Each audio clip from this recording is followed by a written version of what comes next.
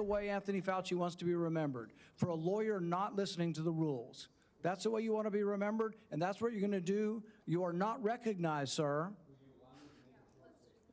Security, please remove him from the room. And as you heard him say, having security remove him from the room, a contentious hearing on Capitol Hill unfolding there today. Dr. Anthony Fauci's lawyer kicked out. Republicans subpoenaed Dr. Fauci, who helped lead the government's response to the COVID-19 pandemic in 2020. But Fauci declining to answer any of their questions today, invoking his Fifth Amendment right dozens of times. Our Isaiah Kim Martinez joins us now in studio with more on today's testimony. Isaiah? Well, Connie, Doug, this is far from the first tense argument we've seen between Dr. Fauci and Republican Senator Rand Paul dating back years, but suddenly the topic of COVID and the pandemic was back front and center on Capitol Hill.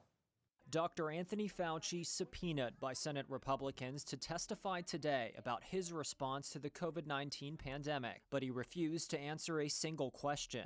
I respectfully decline to answer based upon my rights under the Fifth Amendment. As the nation's leading infectious disease expert, Fauci said he has testified or briefed Congress hundreds of times. But he says this body and its chairman, Republican Senator Rand Paul of Kentucky, is merely trying to trap him. The only conclusion I can reach is that the sole reason he is calling me before this committee is to get me to say something, anything, that could vindicate his repeated public pledges that I end up, in his words, quote, behind bars. Dr. Fauci received a preemptive pardon from President Joe Biden before he left office.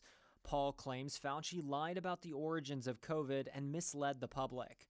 Dr. Fauci has said the virus likely spread from animals to humans, in agreement with the World Health Organization. Senator Paul has claimed the virus was released from a lab in China. Still today, there is no definitive answer. I wanted to hear perhaps an apology, perhaps some semblance of being sorry for what happened or that judgment errors were made. We didn't hear any of that. Republicans blasted Fauci. Senator Bernie Moreno saying he ran for office in part over mask mandates. Here I am sitting in front of you 6 years later saying, who the do you think you were for doing that? Democrats, though, came to Fauci's defense. Dr. Fauci has saved lives, as have public health officials in the United States and throughout the world. And today, we are demeaning and degrading their life-saving service.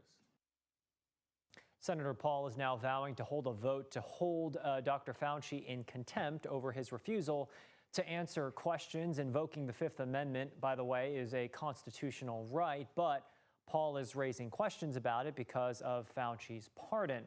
Meantime, tonight, Governor Andy Beshear is responding to the hearings via social media, saying today Rand Paul wants to force an 85-year-old Dr. Anthony Fauci to address the American people, but refuses to ask the same of 84-year-old Mitch McConnell. This comes, of course, as Paul has said Governor Beshear's calls for transparency from McConnell about his health. He called it a campaign ploy to appear relevant.